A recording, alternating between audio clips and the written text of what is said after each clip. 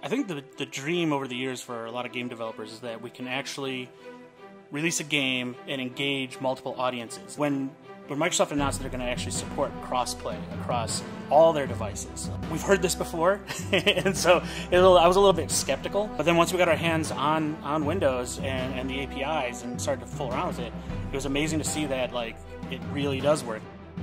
We work with custom technology. It's our own engine, and all the APIs and all the plugins, everything is pretty seamless. I was sold on Windows 10 the moment we realized that you can actually copy text from anywhere in Windows and paste it into a command prompt. That's a miracle in and of itself. From going to Xbox One to Windows 10, it's been amazing that I can almost just switch the compiler to compile for Windows 10 and it works. It's a lot nicer than having to rewrite a majority of low-level code. Crossplay for Blowfish Heroes or Siegecraft Commander is huge because it's actually a game that plays really well across mouse and keyboard, gamepad and even touchscreen. So what this does is allow us to give the game to everybody and for them to play multiplayer with each other. We've always wanted to allow players to buy a piece of content and play it wherever they are, whether it's on their phone, their Xbox One, or their PC.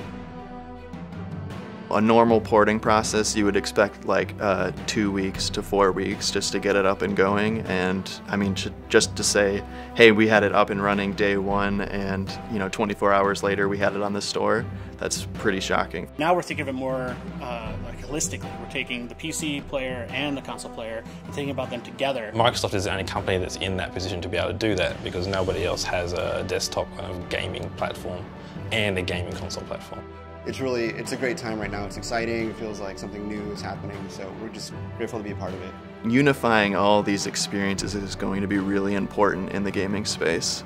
And the fact that they're recognizing that and bringing that back to PC is really important for developers like us. If you're developing for console or you plan to develop for Xbox One, I can't think of any reason why you wouldn't want to develop for Windows 10 as well.